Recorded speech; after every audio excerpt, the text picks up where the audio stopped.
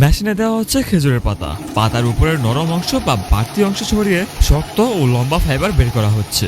এরপর ফাইবারগুলো শুকিয়ে বা আরো প্রক্রিয়াজাত করে গ্রাম্য ঝাড়ু বানানো হবে, যা বিক্রি করে রাতারাতি ভাগ্য খুলে গেল কিশোরগঞ্জের তাহের মিয়া। কিছুদিন আগেও চাকরি হারিয়ে পরিবার চালাতে হিমশিম খাচ্ছিল তাহের মিয়া। অভাবের তাড়নায় রাস্তায় হাঁটতে হাঁটতে চোখ পড়লো খেজুরের ডালে। তখন মাথায় বুদ্ধি আসলো, এটা দিয়ে কিছু একটা করা যাক।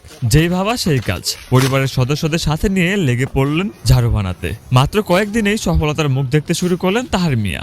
সাথে ব্যবসা বড় হওয়ায় গ্রামের আরো কয়েকজন বেকারকেও কর্মসংস্থানের সুযোগ করে দিলেন। চলুন দেখে নেই ঝাড়ু বানিয়ে কিভাবে নিজের ভাগ্য রাতারাতি পরিবর্তন করে ফেললেন। তাই না টেনে পুরো ভিডিওটি মনোযোগ দিয়ে দেখুন।